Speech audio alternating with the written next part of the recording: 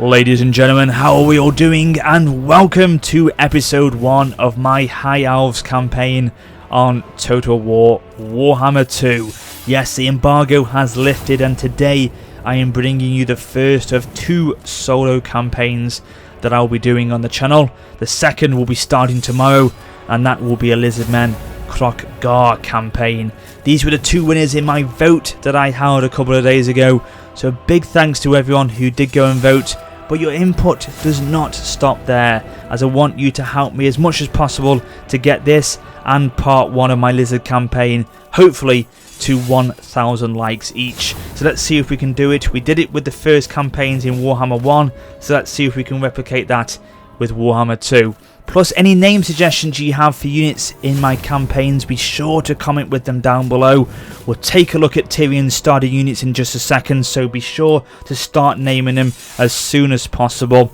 And you know, I want this, or these campaigns I should say, to be as much yours as they are mine, for you to have as much input and enjoyment from them as possible. So any tips or ideas you have for how you want this campaign to play out, or where you want me to go in the campaign, be sure to share them down below as each episode goes along and as we venture into the lands of the new world. And a big thanks finally to Havoc, who made my thumbnails for both these campaigns, so be sure to check out his channel and it'll be linked in the description in every single episode that we do. So as always, before we kick things off in the campaign, let's have a quick look at all the information about the faction and then we shall jump straight in to the cutscene. So we have got race attributes on the left here. So intrigue. So intrigue is, or influence, can be spent on superior lords or used to affect diplomacy between factions, and we'll have a look at that mechanic in a minute when we start the campaign.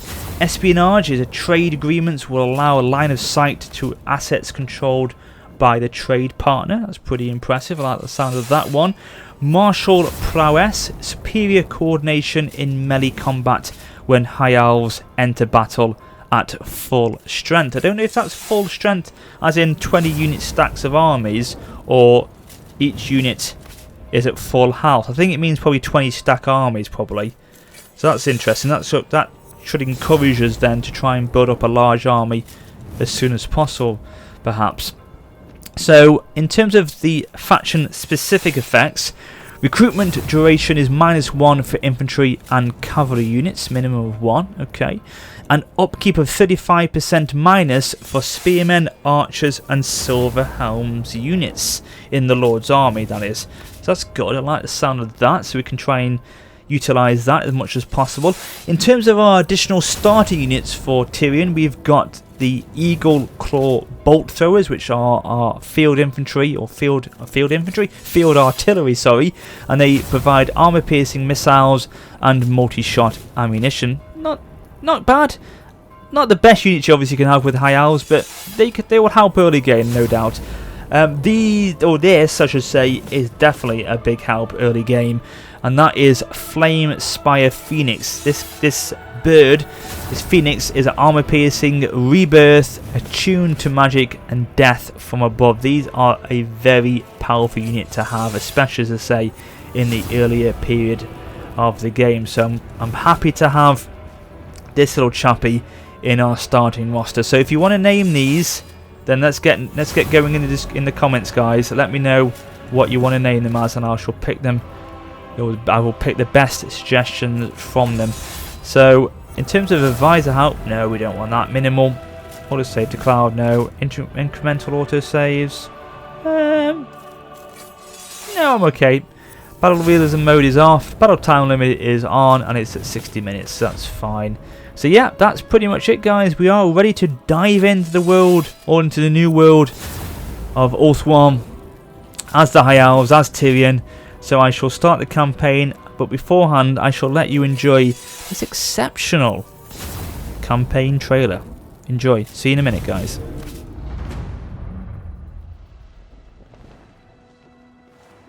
Who are the Asur? An enigma to men and dwarfs, who know them as High Elves. At the center of the great ocean lies Ulthuan, a paradise created by the Old Ones. But when the stellar gates collapsed, demons flooded the mortal plane. All was lost until Anarion the Defender strode forth. The first Phoenix King vanquished the demons with the aid of the Archmage Calador Dragon Tamer. It was Calador and his elven mages who created the Great Vortex. A swirling maelstrom that siphoned the excess magic, withering demonkind.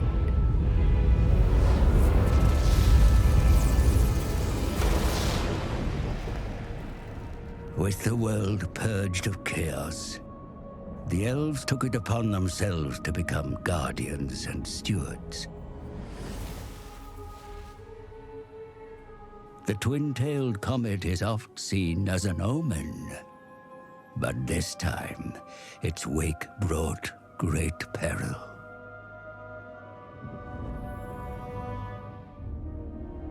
The dragon with two tails flies lower than before. Its trail disturbs the vortex. I have felt a change in the winds of magic. Then right it, brother. Lead the mages of Safari. Bring all in the White Tower to bear if you must. Such lore is currently beyond us. I suggest a scrying ritual in the pool of Isha. It may provide us with the answer. Such a ritual requires fragments of fallen waystones. Far more than we have. Then we find more. Make ready your ritual, Lawmaster Talarian. You will have your fragments. I shall start the search in Lustria. Lustria? My brother will search here, in Ulthuan. Why do you care so much about the greater world? Why do you not? Stay here, brother. Protect Ulthuan. But I venture beyond our borders. And while you meddle in far-flung continents, I will ensure you have a home to return to.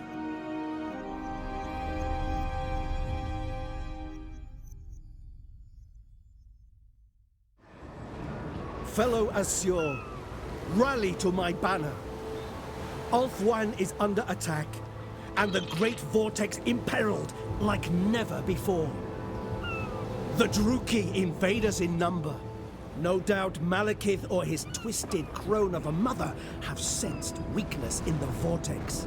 Their attack is blatant. They come directly for the sea gates of Lofern. The seat of the Phoenix King must not fall. Finnobar has entrusted me to lead the counterattack. Join my cause, brave Assur, and together we shall overcome. The Druki cannot be allowed to despoil the sanctity of Ulthuan. Draw your weapons, and by Assurian's will shall we prevail.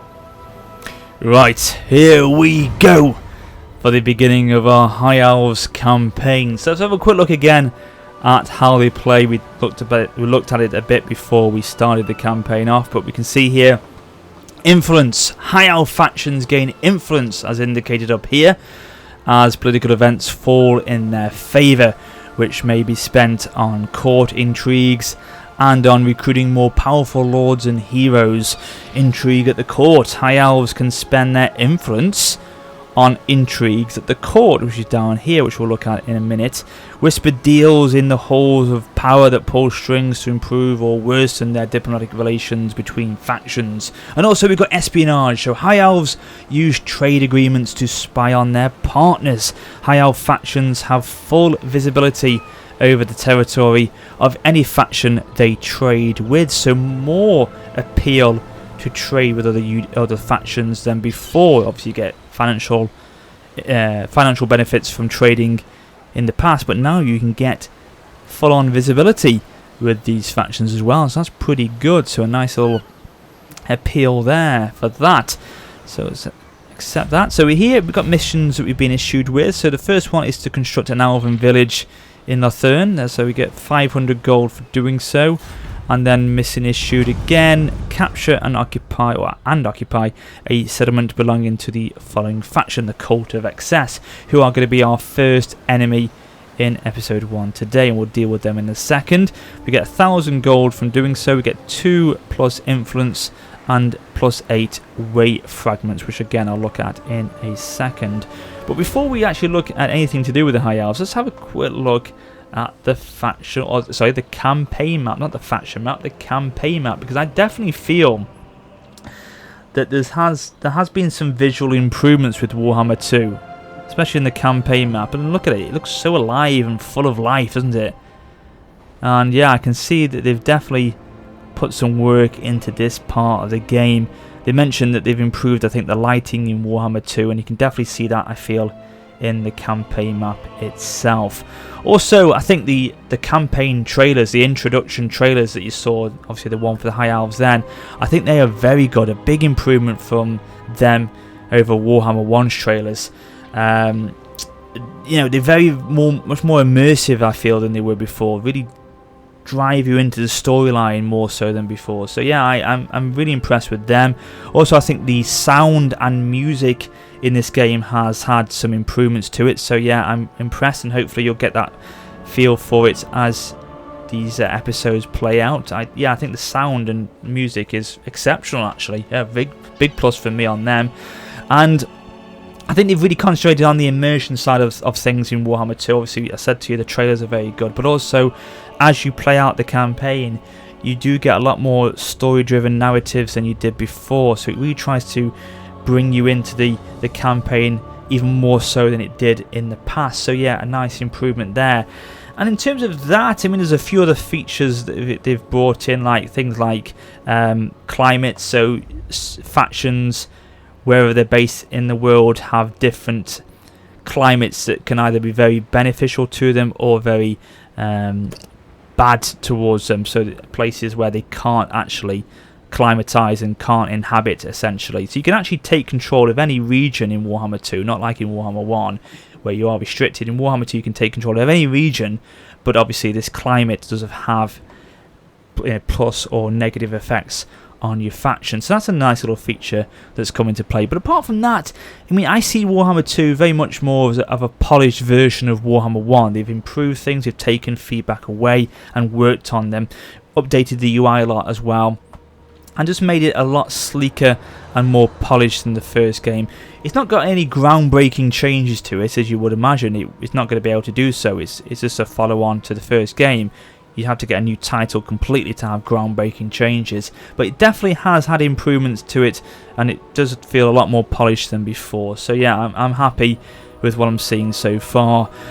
We are playing this, I forgot to mention this actually, we are playing this on hard difficulty for this campaign, but one of the new features again that has been added now is the fact that if we just go onto the campaign menu here, go into options and then campaign settings, you can now change the campaign difficulty as well as the battle difficulty. So that's quite good. Before we could only change the battle difficulty, so if we feel that we are finding this a little bit too easy, we can up it a little bit more as we go along. So that's nice to see that we can change that as time goes on. So yeah, pleased with that. But we are starting it on hard for this playthrough, and as well Kroq-Gar will be the same. So the first enemy we've got to deal with is the Cult of Excess over here. They've got 2 regions, I think actually they've got 3 regions that we've got to try and take.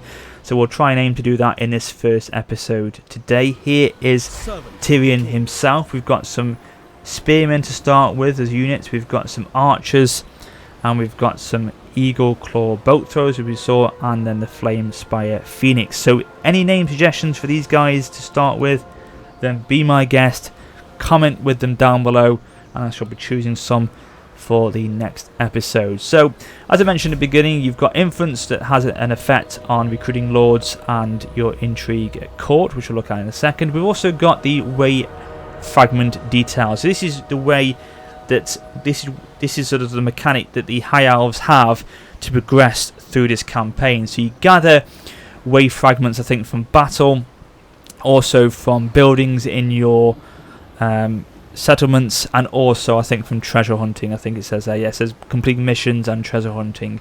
So as you increase these wave fragments up, you start to get to what's the word, milestones as you go along, and the higher amount of wave fragments you have, the more rituals you can start to perform, which obviously will then give you bonuses, etc, etc, etc. So it's very, very interesting to see how these play out. But obviously you can see that by the end 5,000 is a lot, so we've got to do a lot of work to get to 5,000. But this is how we progress, and you can see everyone else is having a race towards the vortex, and this is how we can perform our rituals to gain control of the vortex. So they will have different mechanics that help them in their campaigns as they perform their rituals. But for the High Elves, it is these weight fragments that are key. So intrigue at court, so you can see here that basically you can choose, this is obviously your faction, but you also can play off other factions, so you can actually choose that faction to play off against this faction. And if you have enough influence, you can start to improve or decrease their relations in court, so you can really have an effect on their diplomacy, how they feel about you, how they feel about other people, and then you can start to play the game in the diplomatic field and try and set people off against each other, or try and improve relations with yourselves. So it's quite a good little mechanic, but obviously you have to have influence in order to do that, and a lot of that can be gained from battle itself. So we'll have a look at that more as time goes on. Rites can be performed throughout the campaign. We can get a couple of these quite quickly actually, this one and this one. So this rite cannot be performed until we actually own 3 settlements. So hopefully we can get that quite quickly. Once we get Tyrion to rank 5, he can then perform this rite. So we get influence per turn of +2 for 5 turns, construction cost of -15 for 5 turns, and then we get public order of +4 for 5 turns. And obviously then after the 5 turns are finished, it's a cooldown of 20 turns before we can then repeat it again, and it costs us 2,000 gold each time. Some obviously cost more, that one costs a little bit less. This is a duration of 10, cooldown of 40, and this gives us immune to attrition, casualty replenishment at +8, and unattained for +10. Again, for 10 turns. So you can see these rites gives a lot of actual bonuses, but it's when we perform them that's the key. So timing of it is important. So that's that. Now objectives wise, the Vortex victory is the key, and complete all rituals up here and win the following battle, the final battle, whichever that will be. We'll find out. That's what we've got to win. Or we can do a domination victory where we can destroy the following factions and then control 50 provinces as well. I prefer actually this Vortex victory. I think this is probably key, especially with us actually controlling the Vortex in Nagaron. So Nagaron with us controlling the Vortex in Ulthuan. So it's probably wise that we go more right that we go for this one. The Vortex victory possibly. I don't know. We'll see. But it looks like we do get every time we go and complete a ritual, we seem to get new movies that are going to come up here. So that'll be interesting to see what they are as time goes on. So let's begin then, really, guys. I don't think there's anything else we can really do. Obviously, we look at technology, but this is going to take a while before we can start unlocking these. We need to begin with buildings, so a bit like the Empire, I think, has this sort of mechanic to it with the technology where you have to build buildings before you can start to unlock certain technologies. So military advancements will, if we construct the battlefield, we then start to get increases to our units in terms of strength, armor, attack, things like that. Trade good advancements, so we can increase our tradable income, things like that. Public order, we've got like weapon strength over here, so military advancements plus level 2, military advancements level 3, cultural advancements. It's quite a actually in-depth tech tree, this is actually, isn't it? So it looks like we've got a lot of customizing we can do for the High Elves actually, so that's quite good. So we'll try and get that rally field to begin with. Diplomacy wise, these guys are really happy with us, so we'll try and get a non-aggression with them and trade with them quite quickly. And military access. Lovely. Accepted our offer. So now if we zoom into the campaign map a little bit, we can actually now see the whole of their faction. So we've got a line of sight then with them. Excellent. So that's a good start with them. These guys won't speak to us at the moment. I mean, these sort of factions we can start to improve our relations with in court as time goes on, so that's probably handy to start looking at them maybe to begin with in court. with our influence Defender points. of the Phoenix Court will hear your petition. No. I've heard tales of your valor. Oh, these may Sit and talk together. do trade. A foolish No, suggestion. we'll just do trade instead. Of Yeah, they course. accept trade, not non-aggression yet, so we can hopefully improve their relations as time goes on. Again, it's increasing already. And obviously then we're at war straight away with the Court of Excess, so we're going to take them on pretty soon here, guys. So right, we're done. We've had a look at intrigue at court, we've done technology, we've had a look at diplomacy for the beginning, we've looked at objectives, looked at all these up here. Alvin espionage, oh yeah, that's fine. And that's pretty much it, guys. Let's just have a look at some units to begin with. So our first, I think actually we can probably go for a battle straight away, you know. We can take on this glittering tower settlement. Yeah, we can, and we're going to have a battle. Obviously, guys, we're going to have a battle. It's the first battle of the episode of the series. We have to fight it. It's tradition. So let's do that right now. Let's take on Bane. Not the Batman Bane, just Bane with an E. Pretty much take him down quite quickly, I'd imagine, but we'll have a fight nevertheless. So obviously these are some sort of dark elf subcult cult faction or something. The Cult of Excess. Obviously are like a puppet faction to Malekith by the sounds of things. So here we go. We're at a minor settlement here. So this is now what the minor settlement battles look like. So you can't fight in the settlement walls like you could do on previous Total War games, but now at least when you do fight in a minor settlement, unlike in Warhammer 1, you do kind of fight right outside it, as opposed to in Warhammer 1 it just didn't seem to be just a field battle, which is a bit immersive breaking, but at least it's back in some way with Warhammer 2. So there we go. So let's put the archers from behind, put the spears in front, and of course before we get going we'll have a look at the units in a second.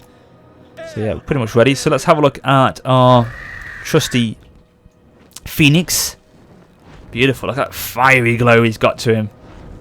Ashes coming off his feathers there. Beautiful looking bird. And he is absolutely tough as nails, this guy is. So that's him. We've got the Eagle Claw bolt throwers down below here. So these are quite good because you can choose between the standard round, one shot per fire, or you got like the multi-shot round, but then you have a debuff of base damage and armor piercing damage, but you do increase the missile damage overall, and the number of projectiles obviously is massive compared to this one shot per round. So I'll probably go for that actually. And with the Phoenix you can actually drop these sort of wake of fire bombs and bombardments, so hopefully we'll see them in action as well in a minute. We've got the spearmen here, the standard army spearmen of the High Elves. I do like that. I love the shields idea. I think they're very clean cut looking, very smart looking, the shields. I love the High Elves in general actually, because they're so smart in how they appear. It's just perfect, and they suit my playstyle. That very defensive, hold your ground sort of style they've got to them is excellent. We've got archers, got great range to them. They have. The archers have, and we'll see them in action of course in a minute. And then we've got the man himself, the elf himself, as to say. Yeah, absolutely. Tyrion, look at him, beautiful armor he's got. I love the flaming sword as well. It's like Azor Ahai from Game of Thrones reborn, the Lord of Light. Anyway, right, let's begin, guys. Let's start the battle. Obviously, you can see the balance of power is massively in our favour. So we've got our bolt throwers firing. They will give us the multi-round shots in a minute. And they are moving forward, even though the balance of power is in my favour. They are approaching us. This is interesting. Here we go. Oh god, what a shot! And already victories in our grasp. Just from that one shot. So they've got some dark shards. Obviously these are like kind of dark elf units that you'll have in game. Yeah, these are the dread spears. Dark shards. This is all they've got really. These 4 units actually, haven't they? On bleak swords as well. Okay, right. Oh god, these rounds are deadly from the bolt throwers here. Let's see if we can get our Phoenix to then drop some bombs. I don't know if it's going to work. I suppose I have to click on it, do I? Left click to act. It's probably like the gyrocopters. You just probably hover over as you're going along, and you can then drop them as you fly, maybe. I don't know how it works. Okay, yeah, you see drop them like that then. Oh, I missed that. Pretty shite that was, actually. Go back. Now we're going to do it. When you get over that big clump there. Go on. Now. Oh, nice. You kind of clipped the edge there. Let's go back. Now the archer's starting to fire. Oh, yeah, that's not bad. Anyway, let's cut the crap. Let's go in for a little bit of attack here. Right, so we're trying to drive these bleaks. Oh my god! Wow! That was a quick route. Jesus! That was quick. Was that a little bit too quick, do you think, guys? We lost no one. I don't know about that. I mean, they lost considerable forces, 214 men. So probably thought straight away the numbers was against them, so they immediately chain routed. But still, that's a quick battle. I don't need to look at that. Maybe that could be improved a little bit, because that was quite strange. I didn't think it'd be that quick. Okay, I don't know. Yeah. Anyway, it is what it is. We won the battle, decisive victory, lost no men. Fantastic. We'll occupy the lands, of course. So we've gained some influence. 2. So that begins our little influence number up there. And we're successful with our mission. We've got 1,000 gold from it. And we've got wave fragments of +8. So that's obviously that's helped us a lot. So missions are quite important in Warhammer 2. More so than probably Warhammer 1. They really do help push you towards your actual rituals you need to get in the campaign.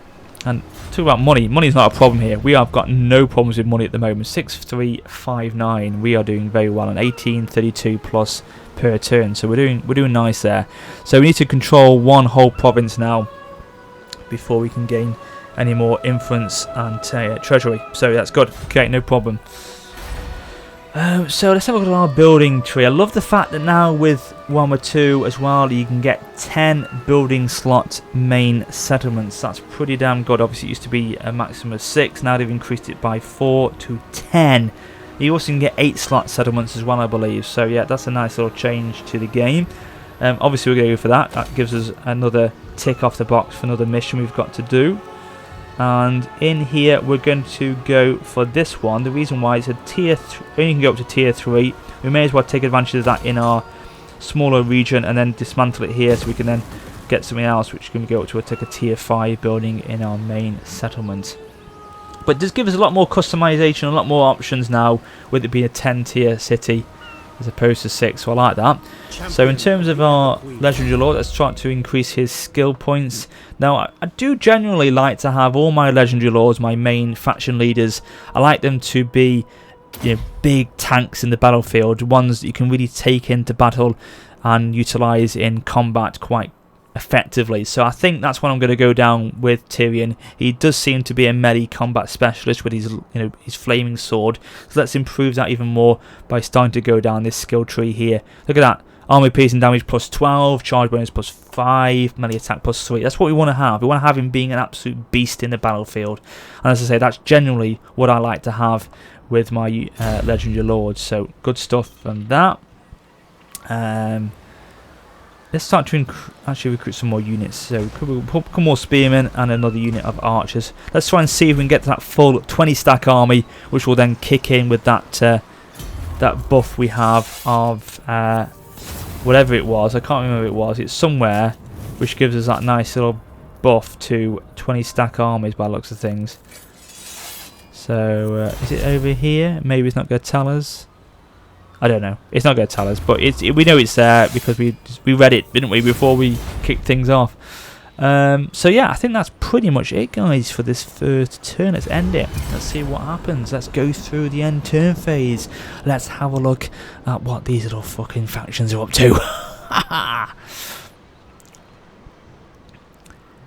So, what have the Cult of Excess got in response?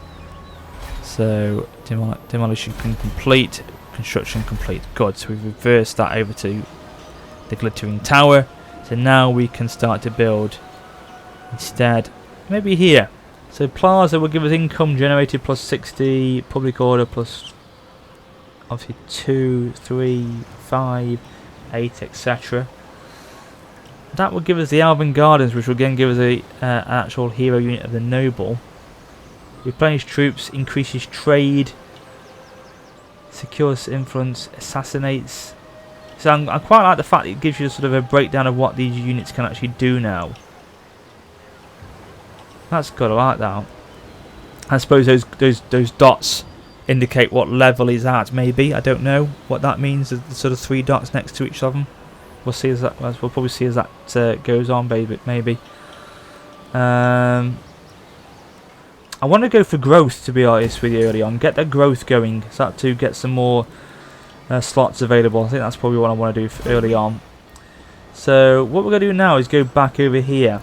I want to take this settlement first and then move across to their main settlement of Angriel, whatever that is over there. That's going to be tough to take down. That's a walled settlement by the looks of things. So let's go here. My journey begins. So we'll recruit a couple more units while we're here. May as well. We've got the money to do so. We may as well take advantage of that while we can. In terms of everything else, nothing much more we can do. We can't do any intrigue at the moment. So let's put a look at our diplomacy once more. I will hear your petition. Non-aggression. Come on, give me non-aggression. I think Oh not. no. I bid you welcome in the name of the... Lady, I've heard tales of your valor. Let us sit and talk. Not enough to make a deal though, is it? No friend of the Asura. You've heard tales, but it's not enough though, is it? Protector of Ulthuan, a dignified visitor. Come on, give me Such a trade, give me rare trade. treat. Wise Lovely. indeed. Let's get that income up, and let's get that line of sight going. Unwise. The Phoenix Court will hear your Interesting, petition. these guys are quite unfriendly towards me. What's making that aversion? So there's going to be a lot of options for our next enemies once we've dealt with the Court of Excess. So there's definitely options available for where we go after this. Because I think well, I don't know what you guys think about this, and let me know in the comments about it. But do you think that my sort of primary objective once we've dealt with the Court of Excess, and where these are, they're over there, is to essentially try and either via diplomacy and non-aggression and defensive alliance and things like that, is to try and secure the region of Ulthuan first, and if I have to take settlements, then I will, and then from there we push on to, I don't know, the Dark Elf territories over here, sorry, maybe, cross the sea to the Bleak Coast possibly, and then go down here. Let me know your thoughts on that, guys, where you think I should go once I've sort of united Ulthuan. It'd be interesting to hear your advice. As I said, it's your campaign as much as mine.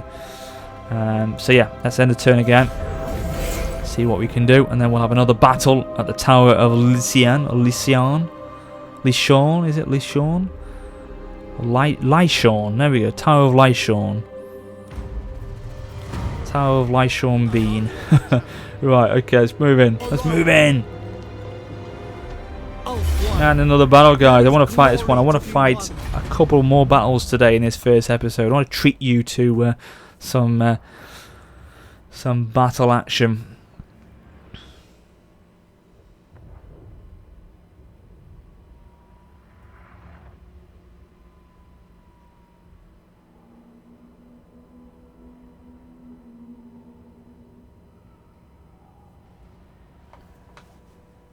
Okay, right, so another non-walled settlement battle over there.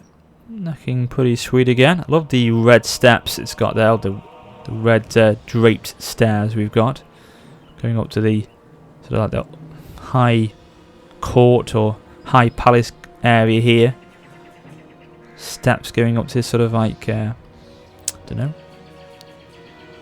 Is it like sort of like a place where you could reflect or gaze upon things in there, like a sort of, I don't know, some sort of like, I don't know, tower of some sort. So yeah, I love the sort of rainbow effect you get. Look at that. Very smart. Probably the winds of magic having its influence on the cities there. But that is what we have to do today, ladies and gentlemen. We have to take this settlement back. and take out the pretenders, the Dark Elf pretenders of the Cult of Excess. But we've got a lot more units in our army now, so we are starting to get a lot stronger than we were before. So yeah, I can't see this battle lasting any longer than that last one.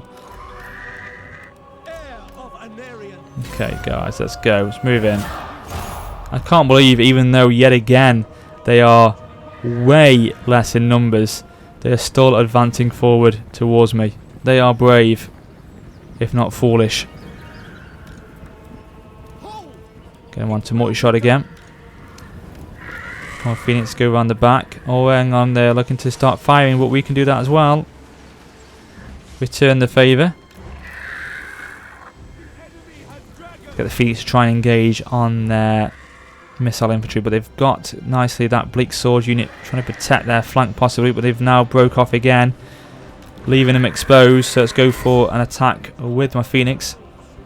They've now seen the attack come over, so they're bringing these units back. Not enough though, we can take them on. Nice. They're going to come forward now. Are they going to try and keep hitting our Phoenix? I don't know. Looks like they're not really wanting to face the main army here. Are they undecided? Right, pull out, pull out, pull out. Get out of there before you start getting engaged with spears. We don't want that. Go on. Take to flight. Go on, get out there. Stop flying away. Thank you. Right, they may come back now. But again, we may have a battle where we haven't lost a single bloody unit here.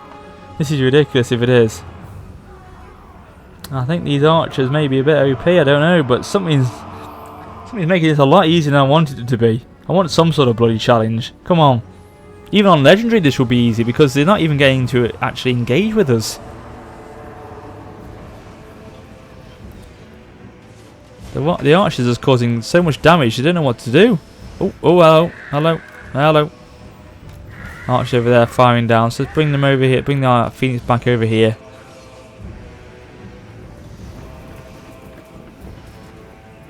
Oh, look at this volley coming over now. Oh god, these Dark Shards take an absolute battering. And there we go, another victory, ladies and gentlemen. This is too easy. This is too easy. There's easy and then there's too easy, and this is too easy. This is beyond too easy. Losses of 0. Come on. I want someone to challenge me. Are you not entertained? For my queen. Right, okay, another complete whitewash. Loot gain 380. Oh, we've gained a weapon, the Shrieking Blade. Rank gained +3. Lovely. That's not a bad start, guys. We've not lost a single unit in battle so far. We've also gained some influence of +5. So that weapon causes fear and terror. So we can assign it, of course, automatically to Tyrion himself. So he's already got that. I don't think that's it. That's the only item he's got, actually. So that's fine. In terms of his next skill, I probably want to give him either weapon strength or I'm going to give him Blade Master +3. We probably want to give him Route March as well, try and increase his movement range, because that's always a handy little skill or trait to have. So mission successful. What was that one? To main control of a province. Yes, we have done that right now. Issue a commandment across the province. Well, that's going to be easy. I can do that straight away. Province secured. Lovely. Right unlocked. There we go. So we've got our first right available to us because we've obviously secured that province. So immune to attrition. We don't really need to use that yet, so we'll leave it until we need to actually properly use it. Now, untainted means basically it's armies of the undead will suffer losses more due to attrition when moving through these lands. So if you have untainted at a good level, it will increase the attrition of undead armies essentially. So yeah, that's one thing we can have. We could get that in a commandment as well. But I'm going to go for growth. Again, it's increased the growth. Now our public order is not great at the moment. We've got a little bit of a problem there, but it's not going to be an issue for long. That will start to calm down once we've built some more buildings and things have settled down. We should be fine, so I'm not concerned about that. So we've got a commandment in place. We'll get that mission successful next turn. Or let's get rid of that because we've got it again. We don't want that. And that's all we can really do. So once more, I'm going to recruit just one more spear, one more spear, one more archer, and that's it. I don't want to use all the slots for spearmen and archers. I want to get some other units when we can recruit them into our army instead to use those remaining slots. So let's end the turn. Have they got anyone at Angriel? Have they got anyone? Oh yes, they have. Finally, a little bit of fight back from the Court of Excess. We could have a battle here, ladies and gentlemen. I mean, when I say a battle, a proper battle, in a minute, because those other two were just slapping tickles, really. So, influence gained, +2, another one. So, we've got up to 9 now. Mission successful, treasury 500, good. Issue commandment, there we go. Lovely. So, we're getting loads of money in. And issued, what's the mission now? Construct the following building, rally field. Well, we want to try and do that because that's going to be that level 2. Now, we want to wait until we can do that in this city here. So while we're waiting, we'll probably try and increase our growth a little bit more, or we could go for we can go for the growth. Go for the growth again. Now we've got a couple of building slots we can start to utilize. We'll go for that. The Elven Gardens will give us the access to the noble. What will it give us actually at level 5? Level 4, sorry. Unlocks hero recruitment noble. Yeah, we've got that hero capacity +1, recruit rank +3, cultural advancements, and income. Okay. We may as well use it. We've got a lot of slots available to us, so we may as well go for that noble. Or we could get this now. Grazing meadows gives us Illyrian Reavers and Illyrian Reaver Archers. Okay, and that's... Again, you see, it's wasting a slot in a tier 5 city. But we can't go for it anywhere. Well, we could go for it here, but we can't do it at the moment. I'm going to go for it. We can demolish it if we need to later on, and we can replace it as these slots become available. But for the moment, we're going to leave it as it is. Income generated +100. We may as well go for that one. Tier 3. Yeah, okay. We can get some Illyrian units soon then, hopefully. We've got a population surplus. Good. Oh, hello. Oh, balls. We're gonna... Ooh, they're fighting back. Okay. Not a problem. Not a problem. Not a problem. I can deal with that. We'll bring Tyrion back down. Alas, a bit of fight back from him. Mission issued. Ensure the following buildings are being constructed. Alvin Tower. Right. Alvin Town. Right. Okay. Ensure that one of the following buildings is being constructed. Archive. Okay. Alvin Gardens. We're going to try and do that at Lothern. Good. Right. Don't worry. So I like the pop-ups now. They seem to be a lot more in your face, telling you what's going on. So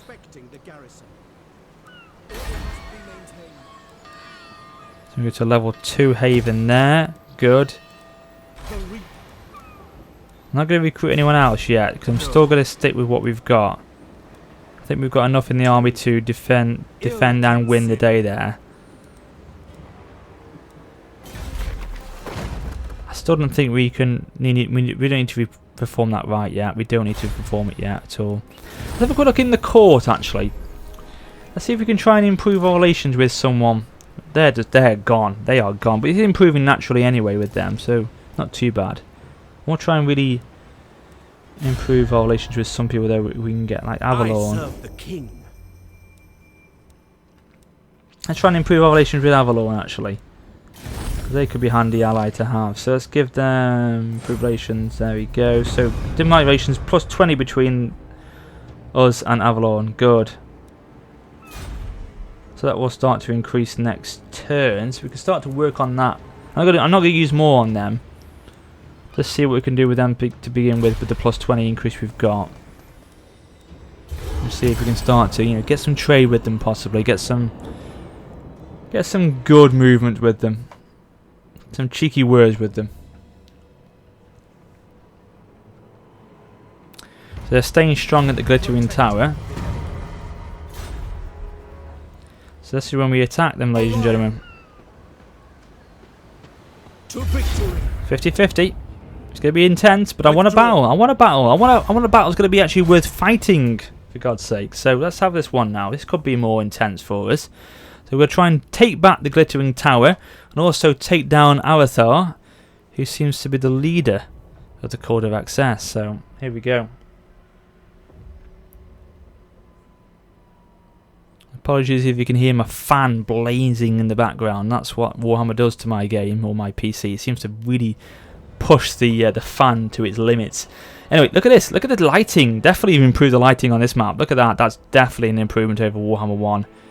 The palette, then the filter is nice. Yeah, I like that. I like that a lot. Okay, anyway, let's bring these units back here because we're going to have them in a defensive position. Utilise the High Elves to what they do best. Nice and strong in the side there. Try and protect them with the 2 tree lines if we can in this opening. Put the archers from the rear. Put them back a little bit more. Eagle Claw bolt throwers. Get them on the side here. And then the Phoenix over here. And then Tyrion back there. I don't know if this is a feature of this game, but as you zoom in now, it seems to completely remove the foliage from the trees. I don't know if that's a feature or not, or it's my game. Let me know that one when you get the game and your experiences of that. And I'll probably watch other people's videos to see if that's happening on theirs, because I don't particularly like that. I'd rather have the trees as they are, so if you have to zoom right in to see what's happening, because that's the whole point of the trees. It does have an advantage to anyone who's hiding in them, so what's the point in having the leaves disappear? I don't know. Anyway, that's just my opinion. But anyway, let's crack on. Let's crack on, guys. Are they going to come towards us? They should do. They've attacked us at lesser chances, so yeah, they have moved forward. When the odds have been more against them, they have attacked still, so there's no reason why they shouldn't again. So we'll get the bolt thrower yet again on multi-shot round. We'll put our Phoenix towards the right a little bit over here. Wait for them to come in and then hit them from the rear with the Phoenix. That fauna over there. That aurora, I should say. On the mountainside. Beautiful. Beautiful.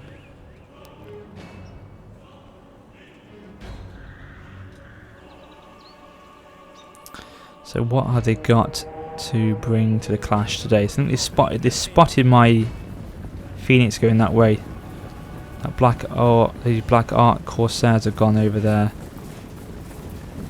Hand bow infantry. Okay. Some dart shards again. Dread spears. Blake swords. Dread spears again. More Blake swords. Oh, looks like our bolt throwers are firing. It's pretty much the same as we had before, but now they seem to have got these black art corsairs in as well. Here we go, another round coming in. Give them howl, lads. Oh, shot.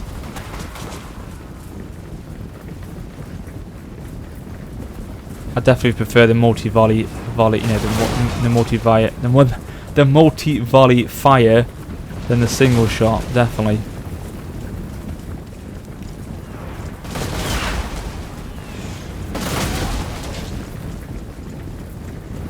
Let's get the archers firing in a minute. Come on, give them the real firepower. Give them death from above. Make your bows ready.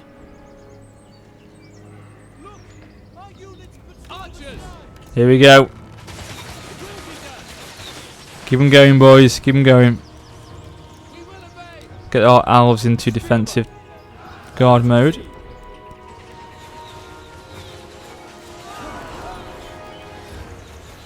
Right. Oh, hello. Who's firing on them? Yeah, you little buggers. Right, go down. Drop some bombs on them.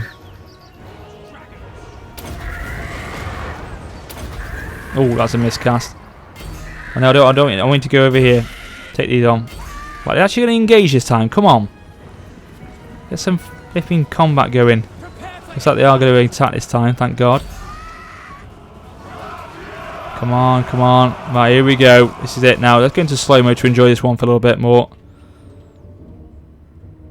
Boom, our first actual battle clash in this campaign, and it's the third battle, and now it's only happening, but hey, good things come to those who wait. And now we've actually got a fight on our hands. Good, good, good, good. Right, let's play again. It's like these all blick swords are coming in from the side here. So let's see if we can get the Phoenix to come in. Come on, get out there, get out of that combat over there. Trying to him from the rear over here. Come on, come on, come on. I mean, he's got loads of hit points, so he's fine. He can take a damage. He can take a battering. Come on, dive down into these bleak swords. That's it. Boom! Lovely. Great stuff. Now get back up. Start to go down the line and drop some bombs. If you can get up in the air, please. Oh no! Don't start walking over there. Come on.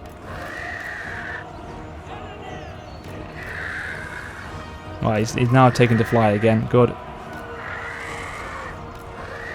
Right, let's go. We can go down this line, dropping some bombs. Boom, boom. Here we go. Keep going, keep going, keep going.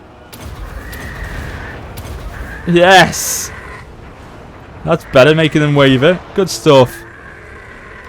That's caused them to chain route on the front line there. Let's go back over here, see if we can do it again. Oh, nice. I like how he seems to say that now. See, again, that's more the sound design. They seem to have more voice chants and things like that in this version of the game and adapt to what's happening in the battle. You know, incoming black art fire. That's pretty good, that. I like that. My line of spearmen holding very strong here. Lovely to see. Lovely to see. Right, Tyrion, let's get you in the fight, lad. See what you can do. Lead from the front. Lead with your men. Seems to be a buff that's been cast on them from something there. I don't know what that's done, but it seems to be swirling all around the units. Right, get up, start getting those missile infantry over there. So Tyrion going to the fight. He's coming in. Here's Tyrion.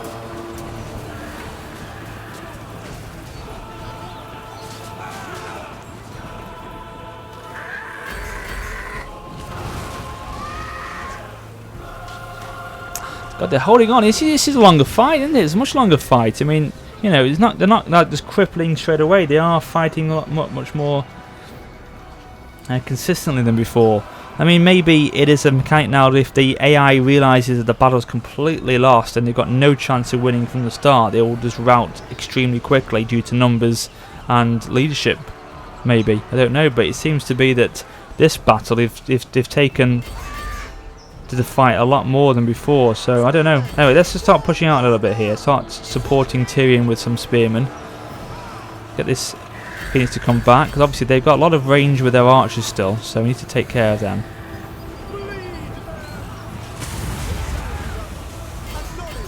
I'm going around the side here. He's such a great unit, this Phoenix is. We need to give him a name, guys. We need to have a name for this Phoenix. I don't know what to call him, but yeah, there's got to be some suggestions you've got to give me, guys. I want to hear them. Yeah, they're starting to push back now. We're starting to push them hard, and I think the chain route's beginning to affect them. Well, the leadership, I should say, is beginning to affect them, and we could see a chain route very soon. Especially now we're moving forward, starting to push forward in the battlefield, become the aggressor now, all of a sudden from the defender. Oh, there's the legendary lord, or their lord. So let's see if we can take him down. Get our Phoenix over to help out. Bring Tyrion across as well. He's taken no damage whatsoever so far. Oh. Cut him off, cut him off.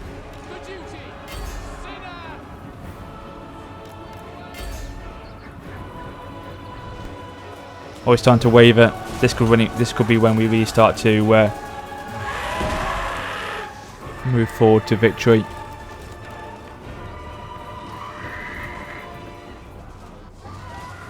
Got quite a few units left all over the battlefield. It's still causing me a little bit of bother.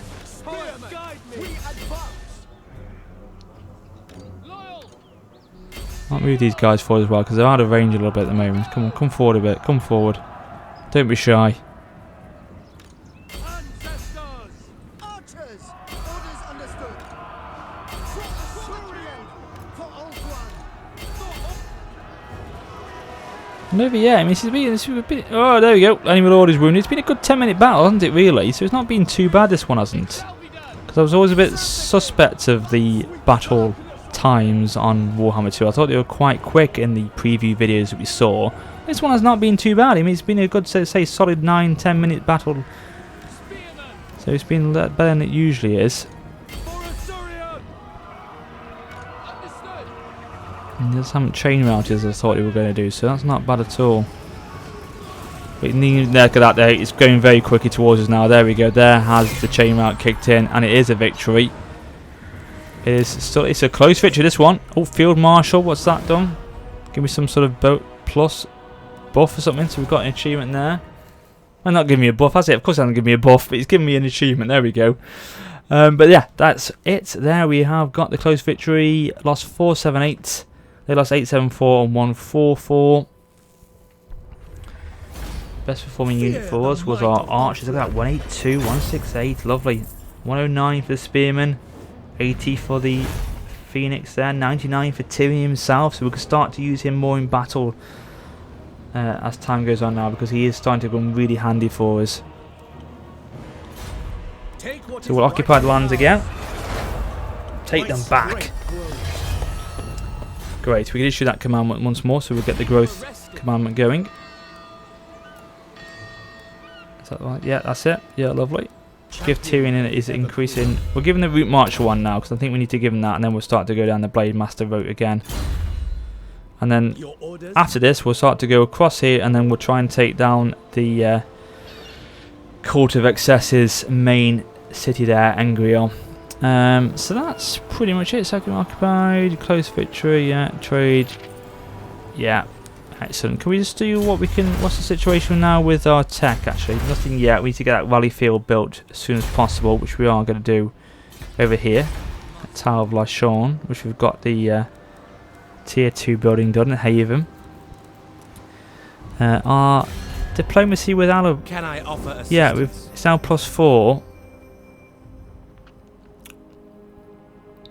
So it's now we've got a +19 from that Court of Intrigue. So our great king welcomes you. not aggression, possibly. What do you wish? Certainly No, not. it's not too far off though. But hopefully the intrigue at the court has helped our relations with them a little bit. But we'll keep using that. Keep using our influence points to gain some more favour against our other factions soon. But that's where I'm going to leave this first part today, ladies and gentlemen. I wanted to make sure we did have at least 3 battles, take a couple of settlements from the Court of Excess, and then see where we can go in part 2. No doubt it will be there to begin with, and see what we can do about finishing them off completely, and then we'll...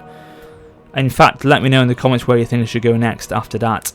And of course, any name suggestions from what we've seen so far, be sure to let me know down below. And finally, let's see if we can hit 1,000 likes, as I say, for this first part today.